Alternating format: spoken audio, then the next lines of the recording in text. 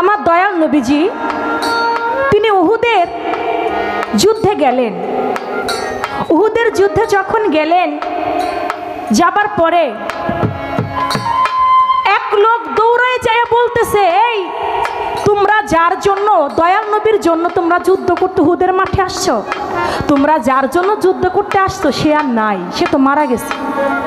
বলা মাত্রই কিছু লোক চলে যাইতে লাগলো। আবার আরেকজন লোক দৌড়াই এসে বলে, না তোমরা যুদ্ধ ছেড়ে যাও না, আমার দয়াল নবী মারা যায় নাই। তখন তারা আবার যুদ্ধ করতে লাগে। আপনি বলবেন যেই ব্যক্তিটা ওই উহুদের যুদ্ধে মারা গিয়েছিল তার চেহারাটা আমার দয়াল নবীর মতো ছিল, তার চেহারাটা আমার দয়াল নবীর মতো ছিল। তিনি ছিল কে? তার নাম ছিল কি? একজন ব্যক্তি আইসা বলল দয়াল নবী মারা গেছে। যে বলল দয়াল নবী মারা গেছে ও ছিল কে? তার নাম ছিল কি? আরেকজন ব্যক্তি এসে বলল না আমার নবী মারা যায় নাই, তোমরা যুদ্ধ শুরু করে দাও। আপনি বলবেন সে ছিল কে এবং দয়াল নবীর মতো চেহারাই ছিল কার? কে সেদিন ওই উহুদের যুদ্ধে শহীদ হয়েছিলেন? এখানে ছোট একটা প্রশ্ন আপনার কাছে রইল, আপনার কাছে আরেকটু হাকিকত জানবো। হযরত আলী তার হাতের তলোয়ার দিয়ে একে একে 69টা কোপ দিল আমার দয়াল নবীর গায়ে, কিন্তু 69টা কোপে আমার দয়াল নবীর গায়ের জুব্বা মোবারকটা 69 টুকরা হইয়া গেল, কিন্তু আমার দয়াল নবীর গায়ে একটা কোপও লাগলো না। আপনি বলবেন 69টা কোপ দিল হযরত আলী আমার দয়াল নবীর গায়ে, একটা কোপও তার গায়ে লাগলো না। আর উহুদের যুদ্ধে গিয়ে তার দন্ত মোবারক শহীদ হয়, তিনি মায়ের খায়। এই হাকিকতটা কি? এর বিষয়টা কি? বদরের যুদ্ধে এক মুষ্ঠ ধুলি নিলেন, ধুলি নিয়া কাফের বেদিনের চোখে মুখে মারলেন। তারা চোখে আর কিছু দেখতে পাইল না, সেখান থেকে আমার দয়াল নবী চলে গেল। কিন্তু তায়েবের ময়দানে গিয়ে আমার দয়াল নবী মায়ের খাইলেন। সেখানেও তো ধুলা নিক্ষেপ করতে পারতেন, সেখানেও ধুলা নিক্ষেপ করলো না। তায়েবের মাঠেও তিনি মার খাইলেন। এই বিষয়টা কি? এর ভিতরে কি এমন হাকিকত লুকিয়ে আছে? একটা প্রশ্ন করলে একটা শিল্পীকে ভাবার সময় দিতে হয়। কি এমন একজন অলি ছিল, সেও দেখতে এমন কালো, আচ্ছা সে বাস্তবেই কালো ছিল, তার চেহারা তার পুরো শরীর কালো, কিন্তু তিনি নবুয়তের কিছু বাণী প্রকাশ করতেন। শুধু প্রকাশ নয়, তিনি নবুয়তের বাণী প্রচারও করতেন। এর জন্য তিনি তার শরীর থেকে অনেক রক্ত ঝরাইছে। সেই বেলায়েত প্রতিষ্ঠিত করেছে সে নবুয়তের বাণী দিয়ে।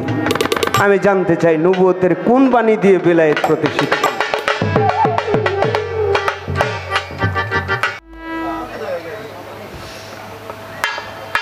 হ্যালো, ধন্যবাদ। আমার যে প্রশ্ন ছিল অত্যন্ত চমৎকার করে জবাব করেছেন। জবাব করে আমার কাছে আবারও আরেকটি প্রশ্ন রেখেছেন।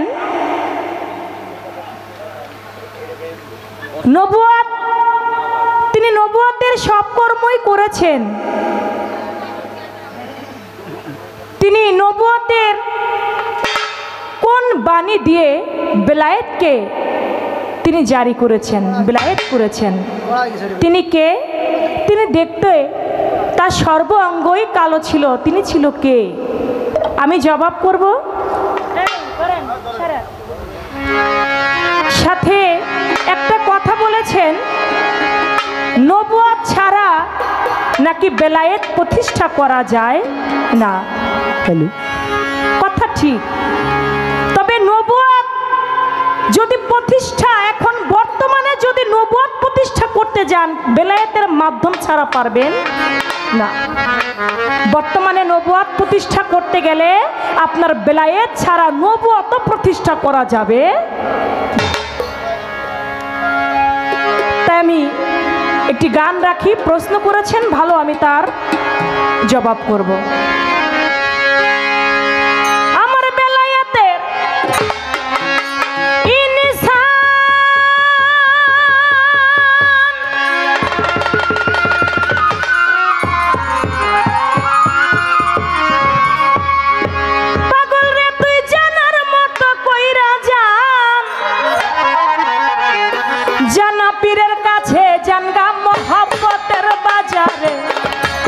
ঘরে বৈশা যদি পাইতে চাও মাওলা রে গো, নিজের ঘরে বৈশা যদি দেখতে চাও মাওলা রে, ওরে বেলায়েতে ইচ্ছা ও দয়াল বিলাইতের ইচ্ছা জানার মতো কইরা যান, জানা পীরের কাছে যান গা মহব্বতের বাজারে, আপন ঘরে বৈশা যদি পাইতে চাও মাওলা রে, আপন ঘরে বৈশা যদি পাইতে চাও মাওলা রে গো। মনরে একজন মুর্শিদের দোয়া জানিয়া নিগুম ঘরে বস গিয়া এলেম জিকির সালাত যাকাত শিখাইব তরে, ও মনরে ও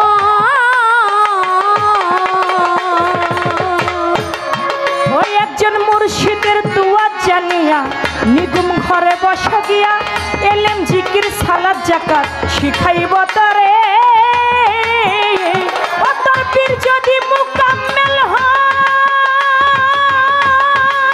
ওরে ও তোর পীর যদি মুকাম্মেল হয় কামেল করবে নিশ্চয়, পীর যদি মুকাম্মেল হয় কামেল করবে নিশ্চয়, পীর যদি মুকাম্মেল হয় কামেল করবে নিশ্চয়, তৌহিদ তাওয়াক্কুল ঈমান জাগবে তোমার ভিতরে, নিজের ঘরে বৈশা যদি পাইতে চাও মাওলা রে গো, আপন ঘরে বৈশা যদি দেখতে চাও মাওলা রে, ওরে বিলাইতের ইনসান ও দয়াল বিলাইতের ইনসান জানার মতো কইরা যান, জানা পীরের কাছে যান গা মহব্বতের বাজারে, আপন ঘরে বৈশা যদি পাইতে চাও আল্লাহ রে, আপন ঘরে বৈশা যদি পাইতে চাও মাওলা রে গো। ও মনরে মনরে ও মনরে বেলায়েতে কুবরা কায়েম করলো যারা মজবুত থাকিয়া নিজের ইমানটার পরে, ও মনরে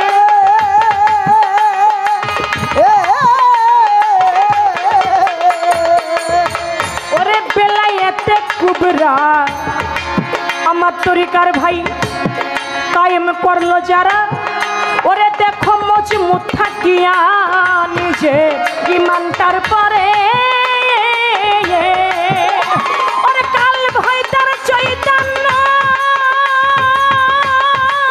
এইভাবে কাল ভয় তার চৈতন্য, মানুষ নয় সে সামান্য, কালে ভয় তার চৈতন্য মানুষ নয় সে সামান্য, কাল ভয় চৈতন্য মানুষ নয় সে সামান্য, জন্ম ধন্য করছে গিয়া ওলি আল্লাহর কাতারে, নিজের ঘরে বৈশা যদি পাইতে চাও আল্লাহ রে গো, আপন ঘরে বৈশা যদি দেখতে চাও মাওলা রে, ওরে বিলাইতের ইনসান ও দয়াল বিলাইতের ইনসান জানার মতো কইরা যান, জানা পীরের কাছে যান গা মহব্বতের বাজারে, আপন ঘরে বৈশা যদি পাইতে চাও আল্লাহ রে, আপন ঘরে বৈশা যদি পাইতে চাও মাওলা রে গো।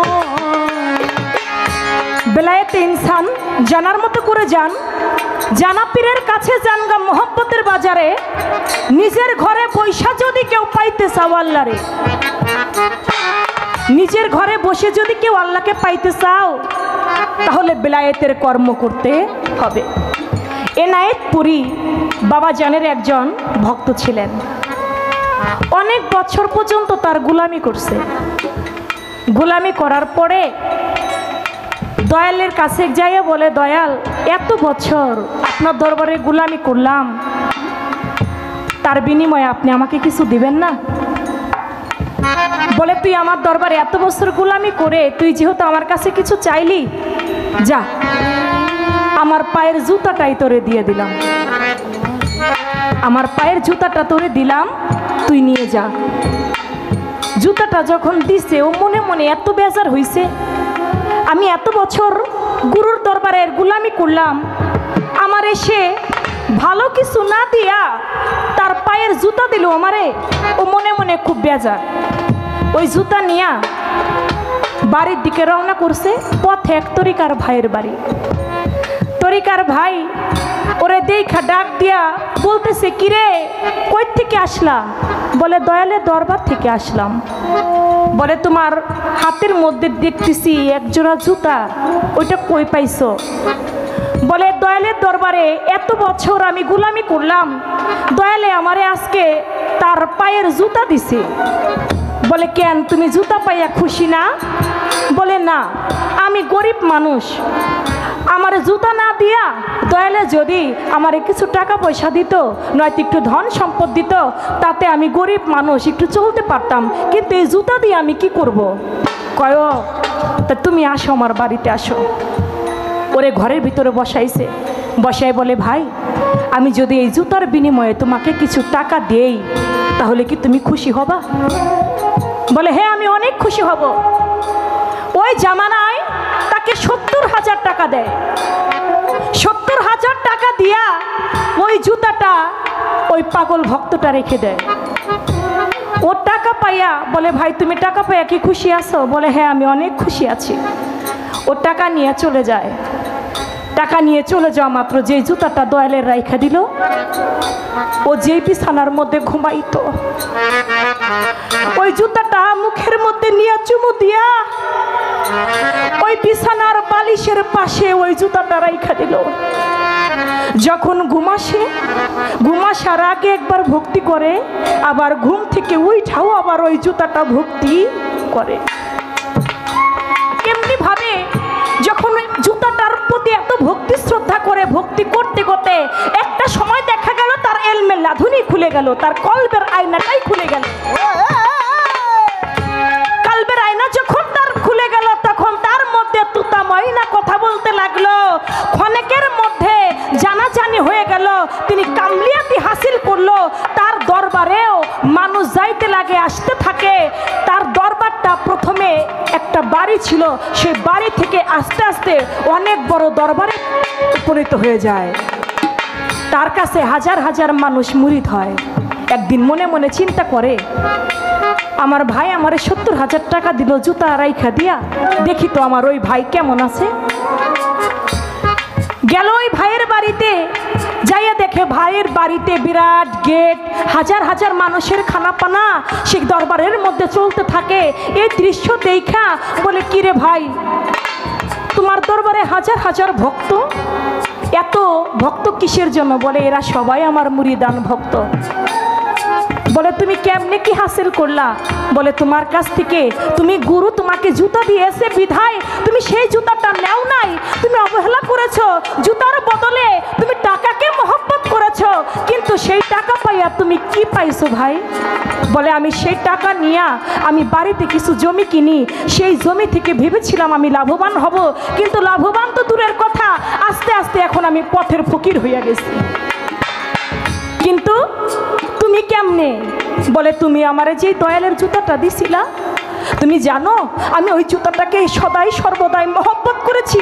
আমি যখন শুয়েছি তখন চুম্বন করে শুয়েছি, আমি যখন ঘুম থেকে উঠেছি তখনও আমি সেই জুতাটা চুম্বন করে আমি ঘুম থেকে উঠেছি।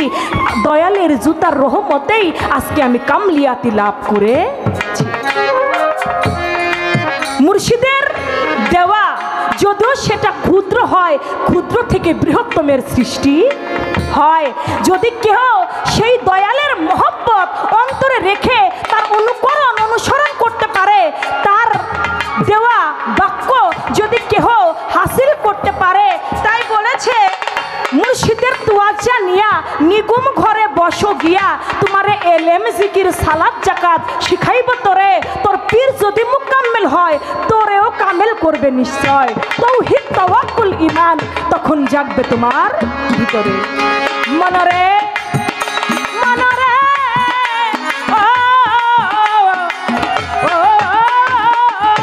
মনরে বেলায়েতে আবরার ভজন রে হাসিল করবা মন আমার, এমন ইবাদত করো বলি তোমারে। ও বলবে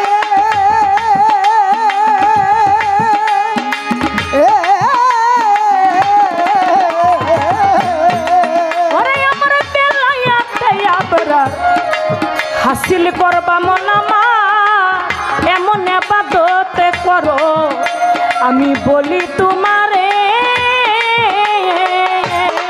যেমন আল্লাহরে তুমি দেখতেছো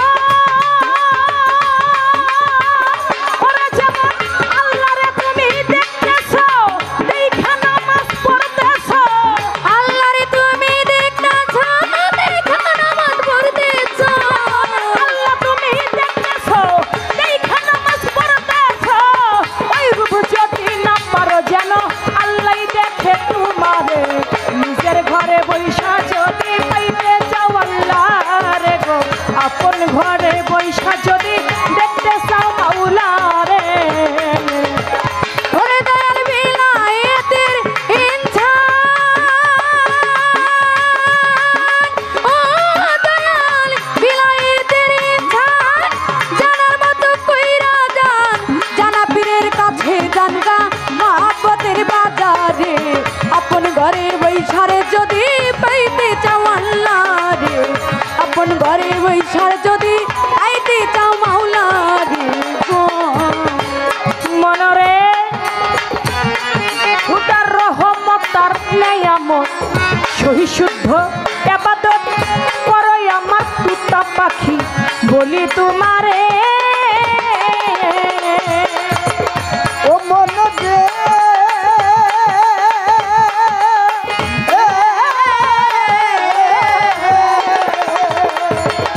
আমার আল্লাহর রহমত তার নেয়ামত সহি শুদ্ধ ইবাদত করো আমার তুতা পাখি বলি তোমারে সরকার রশিদের হয় কপাল মন্দ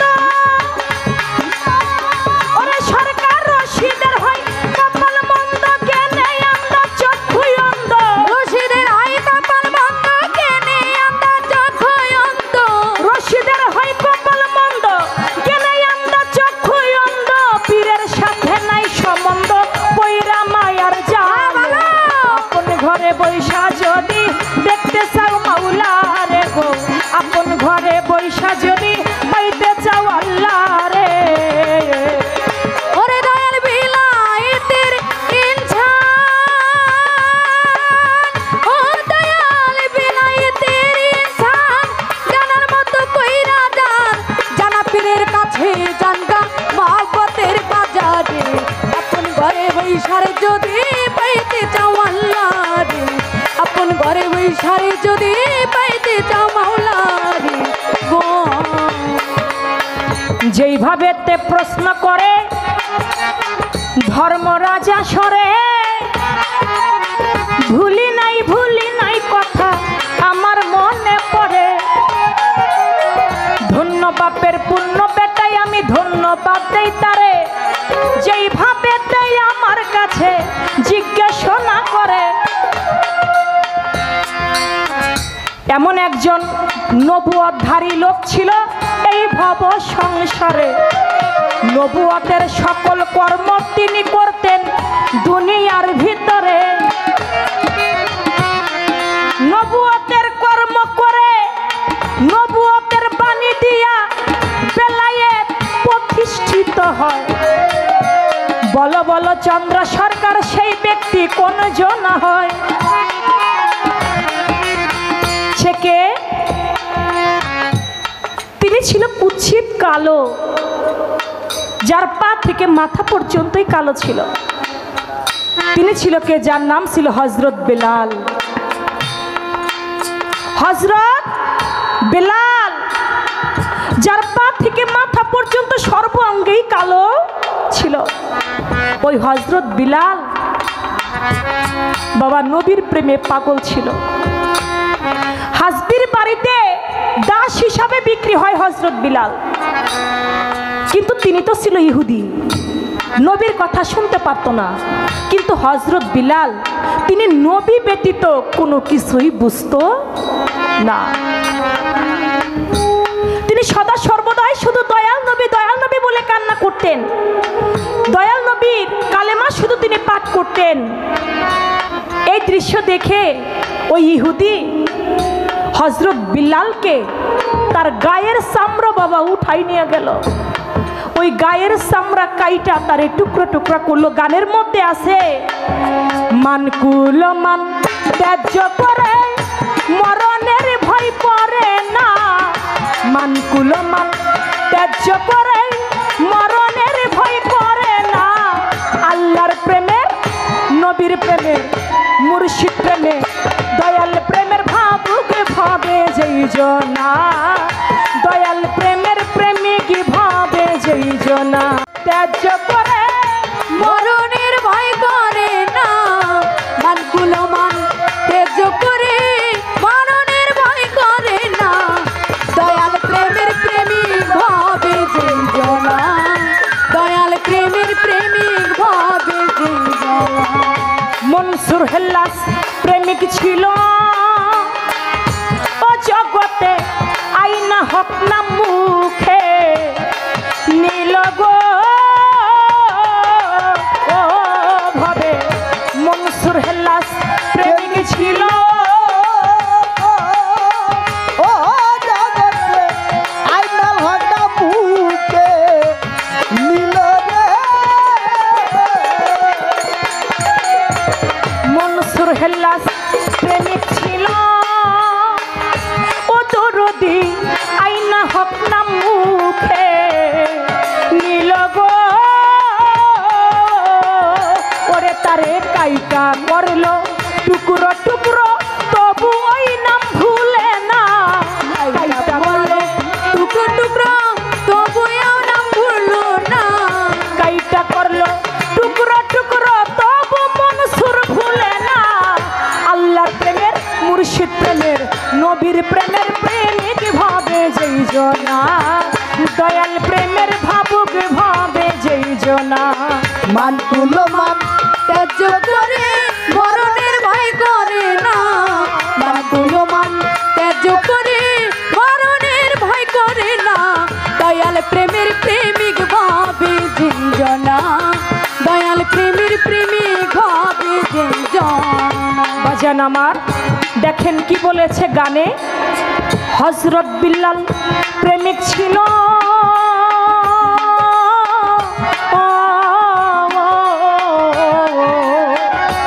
এইভাবে হযরত বিল্লাল প্রেমিক ছিল। ওরে আমার নবীর প্রেমে পাগল হইল রে, ও আমার হযরত বিল্লাল প্রেমিক ছিল। ও জগতে নবীর প্রেমে পাগল ছিল রে। ও রে বারে হযরত বিল্লাল প্রেমিক ছিল ওরে দয়াল নবীর প্রেমে পাগল হইল রে। বিল্লালের গায়ের চামড়া কাইটা নিল তবু ওই নাম ভুলে না, গায়ের চামড়া কাইটা নিল তবু ওই নাম ভুলে না। হযরত বিল্লালের নবীর প্রেমে প্রেমিক ছিল। হযরত বিল্লাল প্রেমিক ছিল, নবীর প্রেমে পাগল হইল, তার গায়ের চামড়া কাইটা নিল তবু ওই নাম ভুলে না। তার গায়ের চামড়া পর্যন্ত কেটে নিয়েছিল তবু ওই নাম হযরত বিল্লাল তিনি ভুলেছিল না। তিনি ছিল কে, কোন বিলায়েতের অধিকারী? তিনি ছিল আশিকি পাগল, আশিকি বিলায়েতের অধিকারী। তাই দেখেন তিনি এমনই দেওয়ানা ছিল। আমার দয়াল নবী যখন এ ধরাধাম ছেড়ে চলে যায়, হযরত বিল্লাল সহ্য করতে না পেরে তিনি মদিনা ছেড়ে চলে যান। এদিকে আমার মা ফাতেমা সংবাদ পাঠায় যে হযরত বিল্লালকে যদি তোমরা কেউ দেখো তাহলে বইল আমি ফাতেমা তাকে ডেকেছি। কতদিন হয়ে গেল এই মদিনায় হযরত বিল্লালের করুণ সুরের আজান পড়ে না। আমার বাবা হযরত বিল্লালের আজান অনেক পছন্দ করত। তোমরা যদি কেউ হযরত বিল্লালকে দেখো তাহলে পাঠিয়ে দিও। হযরত বিল্লালের কাছে যখন সংবাদ যায়, সংবাদ শুনে 3 মাস পরে হযরত বিল্লাল ছুটে আসে মদিনায়। আমার মা ফাতেমার সঙ্গে দেখা। বলে ফাতেমা তুমি আমাকে ডেকেছো? বলে হ্যাঁ। বলে কতদিন হয়ে গেল বিলাল, মদিনায় তোমার আজানের সুর শুনি না, তুমি যদি একটু আজান দিতে, আমার বাবা তোমার আজানের সুর বেশি পছন্দ করত। বলে না, আমি যদি আজান দিই তাহলে আমি সহ্য করতে পারবো না। আমি যখন আজান দিতাম তখন দয়াল নবীজি আমার সামনে থাকতো। আমি যখন আশহাদু আন্না মুহাম্মাদান রাসূলুল্লাহ বলতাম তখন আমি তাকে হাত দিয়ে সাক্ষী দিয়ে আমি তাকে তখন আজান দিতাম। আমি যখন আবার আশহাদু আন্না মুহাম্মাদ রাসূলুল্লাহ বলবো, আমি যদি তাকে না দেখি তাহলে আমি সাক্ষী দিব কেমন করে? আমি আজান দিতে পারবো না। হাসান হুসাইন তারাও অনুরোধ করে।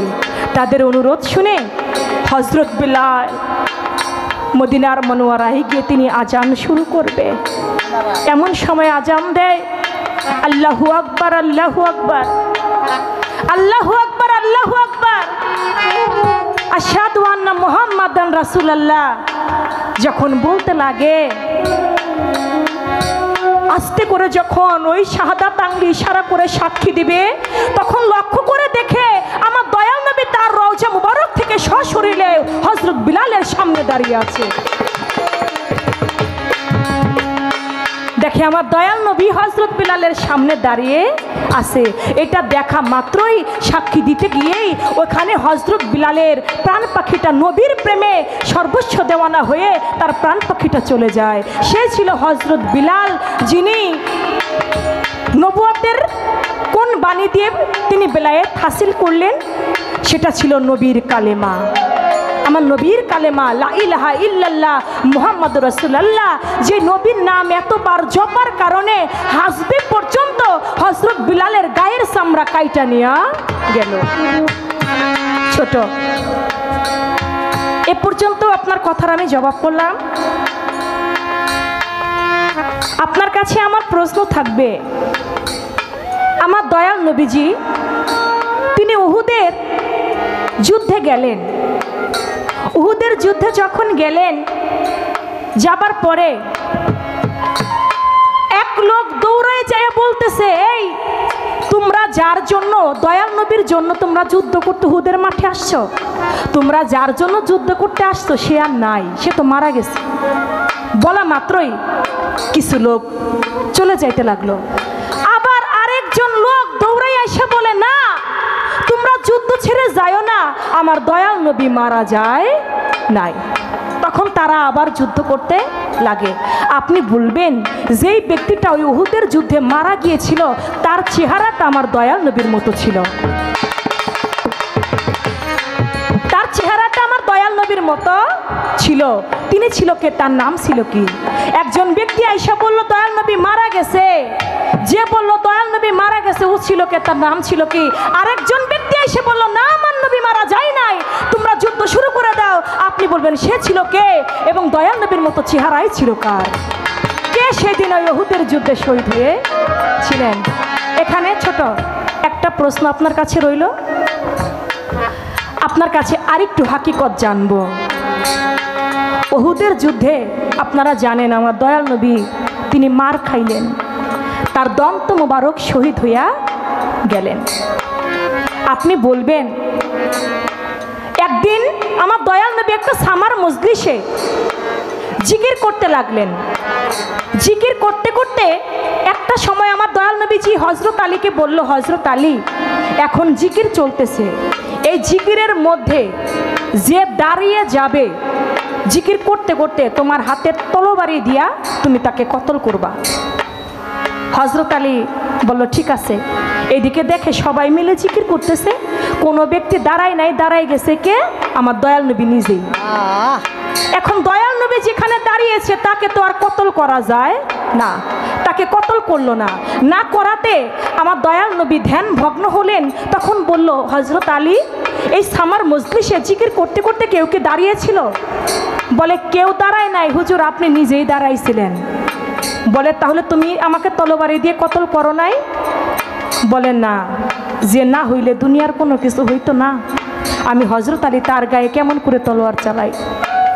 বলে না, আমার থেকে আমার হুকুম বড়, তুমি কেন আমার হুকুম পালন চলে না, আবার জিকির চলবে। জিকির করতে করতে যে দাঁড়াবে তাকেই তুমি কতল করবে। বলে ঠিক আছে। আবারও জিকির শুরু হয়ে গেল। জিকির করতে করতে দেখে কেউ দাঁড়াইলো না, আমার দয়াল নবীজি নিজেই আবার দাঁড়িয়ে গেছে। তখন হযরত আলী তার হাতের তলোয়ার দিয়ে একে একে 69টা কোপ দিল আমার দয়াল নবীর গায়ে। কিন্তু 69টা কোপে আমার দয়াল নবীর গায়ের জুব্বা মোবারকটা 69 টুকরা হইয়া গেল, কিন্তু আমার দয়াল নবীর গায়ে একটা কোপও লাগলো না। আপনি বলবেন 69টা কোপ দিল হযরত আলী আমার দয়াল নবীর গায়ে, একটা কোপও তার গায়ে লাগলো না। আর উহুদের যুদ্ধে গিয়ে তার দন্ত মোবারক শহীদ হয়, তিনি মায়ের খায়। এই হাকিকতটা কি? এর বিষয়টা কি? বদরের যুদ্ধে এক মুষ্ঠ ধুলি নিলেন, ধুলি নিয়া কাফের বেদিনের চোখে মুখে মারলেন। তারা চোখে আর কিছু দেখতে পাইল না, সেখান থেকে আমার দয়াল নবী চলে গেল। কিন্তু তায়েবের ময়দানে গিয়ে আমার দয়াল নবী মায়ের খাইলেন। সেখানেও তো ধুলা নিক্ষেপ করতে পারতেন, সেখানেও ধুলা নিক্ষেপ করলো না। তায়েবের মাঠেও তিনি মার খাইলেন। এই বিষয়টা কি? এর ভিতরে কি এমন হাকিকত লুকিয়ে আছে? আপনি আজকে সুন্দরভাবে, আপনি ভালো শিল্পী, আশা করি জবাবটা ভালোই আসবে। কারণ এখানে যারা গান শুনতেছে, আমি ছোটবেলা থেকে এই দুহার অঞ্চলে গান করি, আমাকে অনেকেই ভালোবাসে, আমি অনেকের ভালোবাসা পাই দুহারে আসলে। তবে আজকে আশেকান এর থেকে যেন কিছু পায়। একটা রাত্র জাগলে কষ্ট আছে, আশা করি আপনার থেকে পাবে। এই জন্যই আমি জানতে চেয়েছি, আশা করি সুন্দরভাবে জবাব করবেন। আস্তে, আমি এই কথা কোনোদিনও বলি না, নবুয়ত নাই এ কথা আমি কোনোদিনও বলি না। নবুয়তের এখনো 46 ভাগের 1 ভাগ এখনো আছে। নবুয়তের 46 ভাগের 1 ভাগ এখনো এই দুনিয়াতে আছে। আপনি বলবেন 46 ভাগের 1 ভাগ নবুয়ত কোথায়, কিভাবে আছে?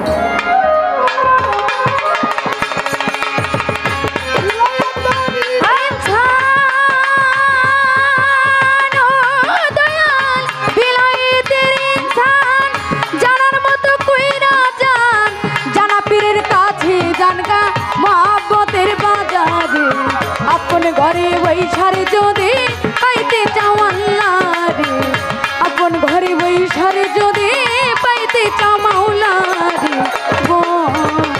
ওরে আমার বেলায়েতের ইনসান,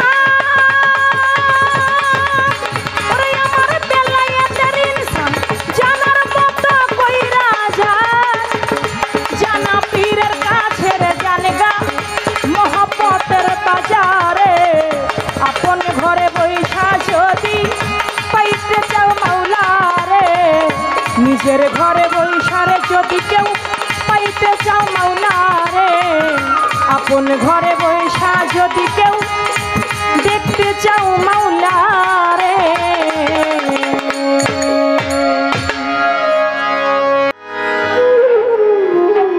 নিচের গুলি কমান একটু একটু করে।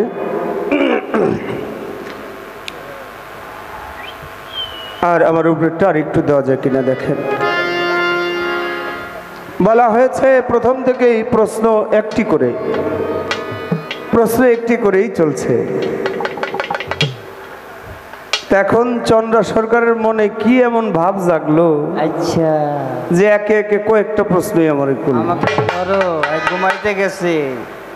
মানে আপনি কি মনে করছেন ভাব শুধু আপনি নিয়ে আসছেন, আমি আসি নাই? ওরি মারছে রে। আমার ভিতরে তো ভাব জাগছে। ভাব জাগলে কি হবে, একটা গণ্ডির ভিতরে যখন করে দেওয়া হয় তখন ওইভাবেই চলতে হয়, কিছু করার নাই। এখন আপনি যেই তিন চারটা প্রশ্ন করছেন, এই প্রশ্নগুলির জবাব দিতে হইলে আমার অনেকগুলি পেশাল পড়তে হবে। মানুষ বিরক্ত হওয়ার যে একটা কায়দা, কারণ সেটা আপনি আমার জন্য করছেন। তা আপনি করেন, তাতে আমার কোনো দুঃখ নাই। তবে আমি মনে করি ভালো জিনিসের অল্প ভালো ভালো, পেট ভরে খাইলে। একটি কথা আমি মঞ্চে অনেক জায়গায় বলি, বাবা আলু ভর্তা পাতলা ডাল দিয়ে দাওয়াত খাইতে গেলে যদি আলু ভর্তা পাতলা ডাল দিয়ে খাওয়ায়, তাতে শান্তি আছে যদি খাবারের ভিতরে ভক্তি থাকে। অবশ্যই। আর মোরগ পোলাও দিয়ে গরুর মাংস, মুরগির মাংস, বিভিন্ন জর্দা ফিন্নি এগুলি দিয়ে খাবার দিল, আপ্যায়ন করলো, কিন্তু ভক্তি নাই, তাতে মন ভরে না। পেট ভরে কিন্তু মন ভরে না। প্রশ্ন করলেন আমার কাছে যে উহুদের যুদ্ধে একজন লোক, সে আমার দেখতে নবীরই মতো, নবীর মতো, আমার মতো দেখতে কিছু মানুষ থাকতে পারে, একজনের জন্য একজনের মতো আরেকজন মানুষ হইতে পারে কাছাকাছি, কিন্তু সে না, সে কখনো হবে না। বাবা, আমি রজ্জবদন আজকে পৃথিবী থেকে যদি এখনো চলে যাইতে পারি, আমি চলে গেলে আমার মতো আর কেউ হবে না। না। তেমনি ভাবে রজ্জব চান চলে গেছে, খালেক দন, মালিক দন সবাই চলে গেছে, আপনাদের প্রয়াত আনোয়ার দন সাহেব, প্রয়াত আব্দুর রশিদ সরকার সাহেব চলে গেছে, তাদের মতো আর কেউ হবে না। হয়তো ভালো হবে, না হয় খারাপ হবে, কিন্তু তার মতো আর হবে না। না। তার নাম ছিল হারিস ইবনে আব্দুল মুত্তালিব। সে দেখতে আমার নবীরই মতো, কুরাইশ বংশেরই, গোত্রগতভাবে তারা সবাই নবীকে অমান্য করত। কিন্তু নবী যখন মক্কা বিজয় করে আসলো, তখন নবীর হাতে হাত দিয়ে বায়াত হয়ে কলেমা পড়ে ইসলাম ধর্ম গ্রহণ করেছে। তিনি নবীর সাহাবা ছিল। এই উহুদের যুদ্ধের মধ্যে তিনি যখন মারা গেলেন, তখন কিছু সাহাবা ঈশা, সাহাবাদের ভিতরে যেমন হযরত ওমর, হুরায়রা, ইবনে আনাস, এইভাবে কিছু সাহাবা এসে বললো, আরে নবী তো মারা গেছে।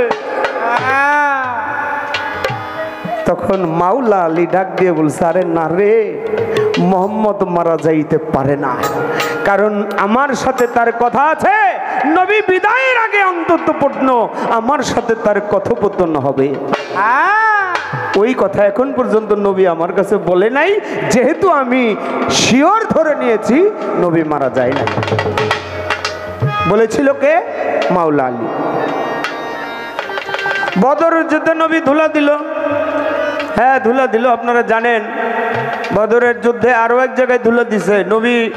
তার ওই বদরের যুদ্ধের যে তার যে সায়মানা, তার যে ঘরটা ছিল, যেটা বানায় তাবু বানিয়েছিল, ওই তাবুর ভিতরে নবী শোয়া ছিল। আর এমন সময় ইহুদিরা এসে নবীর পুরা তাবুটা ঘেরাও দিয়ে ফেলছিল।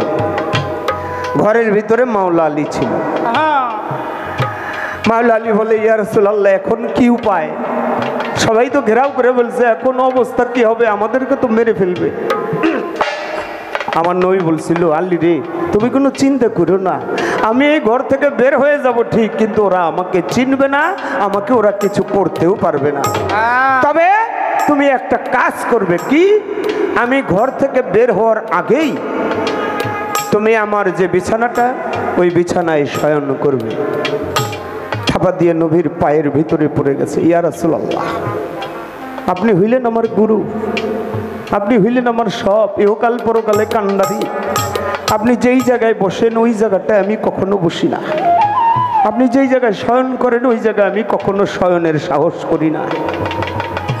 আমার নবী বলেছে, আমার চাইতে আমার হুকুমটা, বাক্যটা তোমার কাছে বড়, তুমি এই জায়গায় শয়ন করবে। মাওলা আলী শয়ন করলেন। যাওয়ার সময় আমার নবী বললেন, আলী রে, আমি চাদরটা মোড়া দিয়ে যেই ঢঙে, যেই আকৃতিতে ঘুমাই, ঠিক তুমি সেই আকৃতি করেই ঘুমাইবা। আমার নবী বের হওয়ার সময় দরজা থেকে এক মুষ্টি ধুলিকণা নিল, ধুলিমাটি নিল। ধুলিমাটি নিয়ে যখন তিনি মুখ দিয়ে ফু দিয়ে যখন ছিটিয়ে দিলেন, সাথে সাথে যত ইহুদি ছিল, সেনা শূন্য ছিল, তারা সবাই কিছুই দেখতে পারলো না, অন্ধকার কুয়াকারের মতো দেখতে পারলো। সামন দিয়েই নবী চলে গেল, কেউ দেখতে পারলো না। পরিশেষে ঘরের ভিতরে ঢুকলো, দরজা ভেঙে ঘরের ভিতরে ঢুকে তাকায় দেখে আমার নবী শয়ন করে আছে।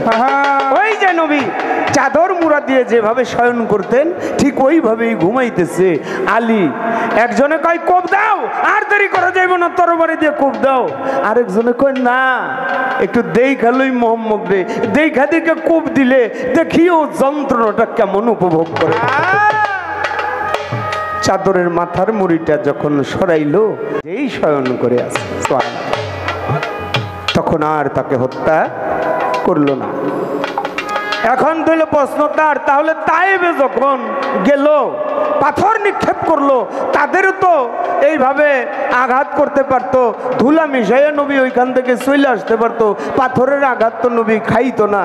বাবা, ওই যে একটা গল্প আছে, বিজ্ঞান বিভাগের সায়েন্সের এক ছাত্র, সে ক্লাসে গেছে, ব্ল্যাকবোর্ডে লেখা দিছে স্যারে যে আজকের এই লেখাটা তোমরা সবাই খাতায় ওঠাও। কি লেখা? যারা চিবিয়ে খায় তারা বাচ্চা দেয়, আর যারা গিলে গিলে খায় তারা ডিম পারে। তো ছাত্র, তার মা বাবা ছিল না, থাকতো ঠাকুরমার কাছে সনাতন ধর্মের। তো এই লেখাটা রাস্তা দিয়ে যাইতেছে আর পড়তেছে, স্যারে কি লেখলো? যারা চিবিয়ে খায় তারা বাচ্চা দেয়, যারা গিলে খায় তারা ডিম পারে। দৌড়ে গেছে বাড়িতে, বাড়িতে যায় ঠাকুরমা, কই কি খাওয়ার কি আছে? তাড়াতাড়ি দাও, ক্ষুধা লাগছে। কয় পান্তা ভাত ছাড়া আর কিছুই নাই। কয় আর কি? আছে কাঁচামরিচ, এর সাথে পেঁয়াজ নিতে পারোস, নিলে খাইলে খাইতে পারোস। কয় না না না, আমি এগুলি খাবো না। তুই কি দিয়ে খাবি? কয় আমার ডিম ভাজা লাগবো, তাহলে আমি খাবো। আর ডিম পাবো কই এখন এই মুহূর্তে? এই মুহূর্তে ডিমের কোনো ব্যবস্থা নাই। কয় বুড়িমা, কই ঠাকুরমা, কই কি? কয় তোমার মুখে দাঁত আছে একটাও? কয় না। কয় তুমি খাও কেমনে? কই গিলে গিলে খাই। চাবামু কেমনে? দাঁত তো নাই। আমার মাস্টার মশাইয়ের কথার সাথে তোমার সাথে মিলে গেছে। মাস্টার মশাই বলছে যারা গিলে গিলে খায় তারা ডিম পারে। বুড়িমা, তুমি এখন একটা ডিম পারো, সেই ডিম দিয়ে আমি ভাত খাবো। দাদি ভাই কয় তোর এই কথা শিখাইছে কে? কয় স্যারে লেখা দিছে। চল স্যার, কি শিখাইছেন আপনার ছাত্ররে? কয় কি কইছাস? কয় দাদিমার মুখের ভিতরে দাঁত নাই, আপনি না বলছেন যারা গিলে গিলে খায় তারা ভাত ডিম পারে। দাদিমারে বলেন একটা ডিম পারতে, আমি সেই ডিম ভাজা দিয়ে ভাত খাবো। মাস্টার তখন বলেছিল, ছাত্ররে সব বৈজ্ঞানিক যুক্তি তোর ওই দাদির মুখের ভিতরে ঢুকাই দিস, কিছু বাহিরে রাখিস। তাই চন্দ্র সরকার সব বৈজ্ঞানিক যুক্তি ওভাবে ঢুকাইয়ে দেওয়া যাবে না। নাও নবী যদি ওই জায়গায় ধুলা মাটি মারতো, তাহলে আমরা যারা নবীর উম্মত আছি, নবীর যে কষ্ট, নবীর যে বেদনা, ইসলাম প্রচার করতে গিয়ে যে বেদনা সহ্য, নিজের শরীর থেকে রক্ত ঝরানো, এই পরিশ্রমটা উপলব্ধি করতে পারতো না উম্মত। এই জন্য নবী সেদিন ধুলামাটি দেয় নাই। নবুয়তের 46 ভাগ। আচ্ছা, এটার জবাবটা দিয়ে একটা গান করি আগে।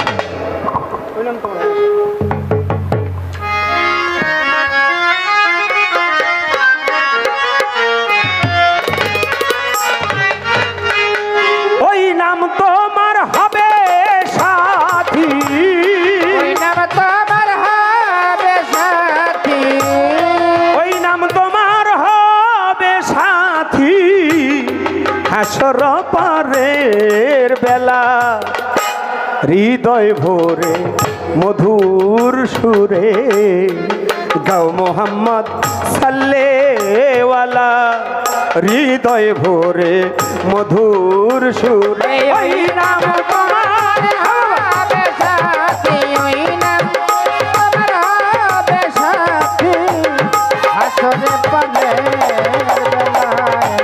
হৃদয় ভরে মধুর সুরে গাও মোহাম্মদ সাল্লাল্লাহু হৃদয় ভরে মধুর সুরে। ওই নাম তোমার হবে সাথী, বাজান আধারে জ্বলিবে বাতি, ওই নাম তোমার সাথী সাথী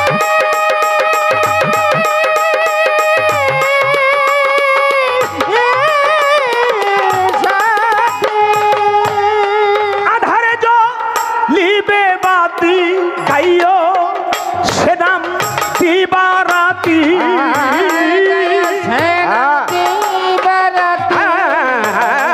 আইও সে নাম দিবারাতি ইয়া মোহাম্মদ হাবিব আল্লাহ হৃদয় ভরে মধুর সুরে গাও মোহাম্মদ সাল্লেওয়ালা হৃদয় ভরে মধুর সুরে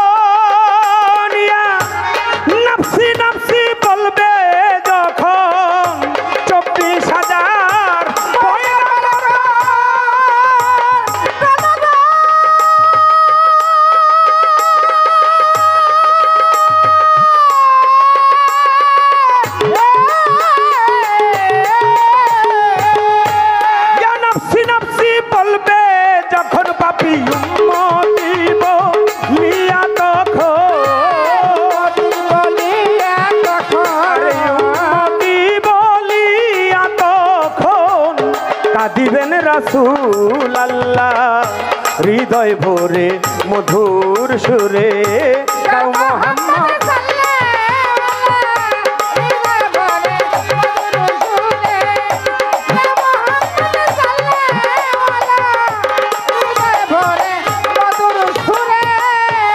সাধিয়ে সাধনার বলে জাগাও সে নাম হৃদ কমলে দমে দমে ওই নাম নিলে ঘুচিবে তোর ত্রিতাব জ্বালা সাধিয়ে সাধনার বলে বাবা জাগা ওই নাম হৃদ কমলে দমে দমে ওই নাম নিলে ঘুচিবে তোর ত্রিতাব জ্বালা সাধক রজ্জব কান্দে নবীর প্রেমে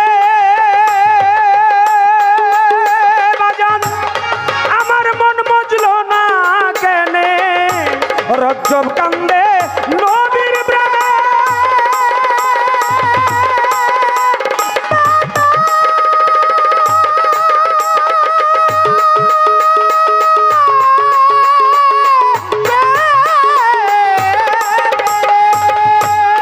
আমার মন মজলো না কানে বাজান আর কি হবে শেষের দিনে আর কি হবে শেষের দিনে আর কি হবে দিন গেলে মোর সন্ধ্যা বেলা হৃদয় ভরে মধুর সুরে গাও মোহাম্মদ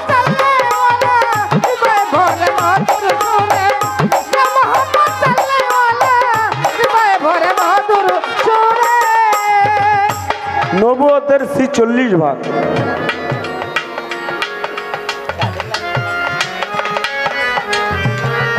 প্রথমে হইতে হয় মানুষ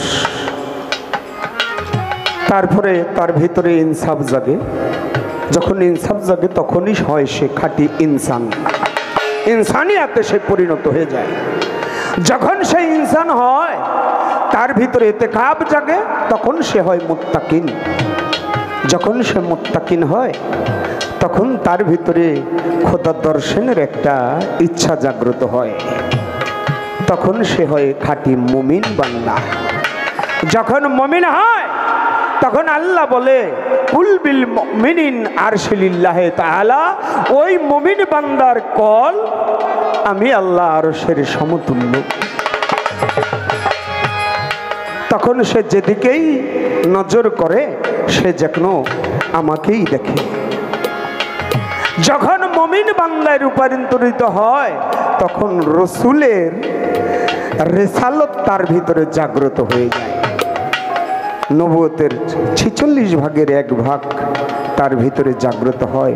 রেসালত অর্থ চরিত্র, ওই চরিত্রটা রসুলের চরিত্র তার ভিতরে জাগ্রত হয়ে যায়। এই জন্য সাইজি লালন বলছে, যদিও এটি তার কথা, তারপরেও পালা ফিনিশিং কমিটি বলছে আর প্রশ্ন করা যাবে না। তারপরে আপনারা যতই না করেন, আমার ভিতরে একটা বিষ উঠে রয়েছে। প্রশ্ন একটা করলে আর ওই বিষ জাগতো না। কি বাবা, একটা বিষ আছে না? তিনটা করছে, আমি একটা না করলে এটা একবার বেশি খারাপ হয়ে যায়। সেটা হলো সেই রেসালতধারী যখন রূপান্তরিত হয়ে যায়, তখন সে বলে যে মুর্শিদ সেই রসুল, ইহাতে নয় কোনো ভুল, খোদাও সে হয়, লালন কয় নাই এমন কথা কোরআনে। তখন সে আল্লাহতে রূপান্তরিত হয়ে যায়, আল্লাহর রঙে রঞ্জিত হয়ে যায়, সে হয়ে যায় অলি হইতে অলিতে আল্লাহ, তাকে বলা হয় অলি আল্লাহ। আফাজউদ্দিন শাহ গালিমপুরি, ইলিয়াস শাহ গুলবুদনি, সেখানে সানাল শাহ বাবা, বৈরাবুরি বাবা, শাহ আলী বাবা, শাহজালাল বাবা, শাহপরান বাবা, আমার খাজা বাবা, বড় বীর আব্দুল কাদের জিলানী, এই বেলায়েতের যুগে ওলি আউলিয়া সেই রসুলের রেসালতধারী হয়।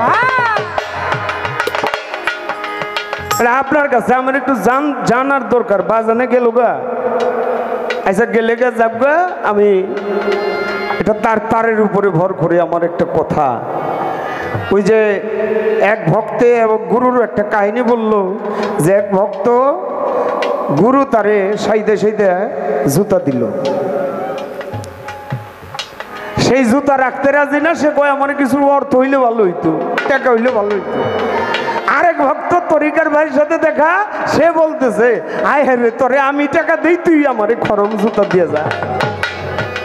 নিয়ে গেছে। বড় বীর আব্দুল কাদের জিলানী বসে রয়েছে, এক মায়ে এসে কয়, বড় পীর কয় কি আমার এই 7 বছরের বাচ্চাটা আপনি লালন পালন করেন, আমার স্বামী নাই, আমি মরে গেছে গা, এখন আমি লালন পালন করতে পারব না, আপনি ওকে লালন পালন করে বড় করে। বড় পীর করে রেখে যাও। রেখে গেছে, একাধারে 20 বছর বড় পীরের বাড়িতে কাজ করছে, যা বলছে তাই করছে। 20 বছর পরে ওই ভক্ত বড় হয়েছে, 27 বছর হয়ে গেছে। ভক্ত মনে মনে কয়, বড় পীরের বাড়িতে কত ভক্ত আইসা ধনী হয়ে গেল, কত ভক্ত আইসা আল্লাহর আউলিয়া হয়ে গেল, বড় পীর আমারে কিছুই দিল না, এই পীরের বাড়িতে আমি থাকুম না। গাঠিতে কাপড় চোপড় বাইন্দা বাড়ির থেকে নেমে যায়, আর মনে মনে কয় পীরের বাড়িতে আগুন লেগে যাক, পুইরা যাক, ছাই হয়ে যাক। বলতে দেরি আর বড় পীরের ঘরে আগুন লাগতে দেরি করে নেই। একটু দূরে গিয়ে পিছন দিকে তাকায় দেখে বড় পীরের ঘরে দাউ দাউ করে আগুন জ্বলে। হায় হায় রে, গুরুর বাড়িতে আগুন লাগে লোকেরা, 20টা বছর রয়েছি, যাই একটু আগুনটা নিভাই দিয়েছি। বালতি দিয়ে পানি বেড়ে যত পানি ডালে তত আগুন বাড়ে। দৌড়ে গেছে বড় পীরের কাছে, কই কি হয়েছে বাবা? কয় আপনার ঘরে আগুন লাগছে, তাড়াতাড়ি নিভাইতেছে। বড় পীর কয়, বাবা আমার দৌড়াদৌড়ি করণ লাগে কি লেগা? যে বললে আগুনটা লাগাইছে সে বললেই তো আবার আগুনটা নিভে যায়। ভক্ত মনে মনে কয়, আমি যে কইছিলাম পীরের বাড়ি আগুন লেগে যাও, পুড়ে যাও, নাকি এবার আমার কথাই লেগে গেল? যাই দেখি বাড়ির কাছে গিয়ে কয়, আগুন রে, আমার কথাই যদি তুমি লেগে থাকো, আমি আবার কইতেছি তুমি আগুন নিভে যাও। ধাপ করে আগুন নিভে গেছে গা, দৌড়াই গেছে বাড়িতে বড় পীরের কাছে ভক্তি দিয়ে পড়ছে। বাবা, কি বাবা, আপনি যে না চাইতেও ভক্তকে দিয়ে দেন, একটা প্রমাণ আমি পেয়ে গেছি বাবা। আপনার কাছে কত মানুষ কত কিছু চায়, আর না চাইতে যে দয়া করে সেই তো দয়া। আমি একটু জানতে চাই, গুরুর কাছে সবাই চায়, কেউ ধনী হইতে চায়, টাকা চায়, অর্থ চায়, ব্যবসা বাণিজ্য বাড়াইতে টাকা চায়, দোয়া চায়, রোগ মুক্তির জন্য দোয়া করতে চায়, পানি পড়া চায়, তাবিজ চায়, অনেক কিছুই চায়, দেয় সবই। কিন্তু একজন গুরু কি চায়? একজন গুরুর চাওয়া পাওয়া কি ভক্তের কাছে? এইটা একটু আপনি আমাদেরকে বলবেন, গুরু ভক্তের কাছে কি চায়? এই ছোট্ট করে একটি কথা।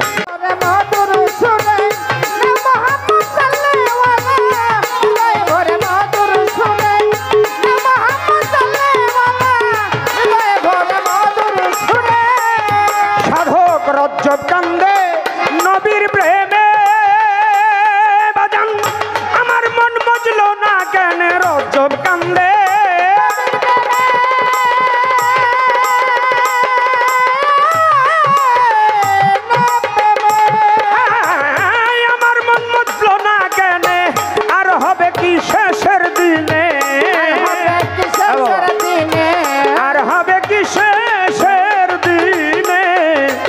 বাজলে মোর সন্ধ্যা বেলা হৃদয় ভোরে মধুর সুরে গাও মোহাম্মদ সাল্লেওয়ালা হৃদয় ভোরে মধুর সুরে ও মোহাম্মদ সাল্লেওয়ালা হৃদয় ভরে মধুর সুরে ওই নাম তোমার হবে সাথী তোমার হবে সাথী ওই নাম তোমার হবে সাথী আসর পারের বেলা হৃদয় ভরে মধুর সুরে গাও মোহাম্মদ সাল্লেওয়ালা হৃদয় ভরে মধুর সুরে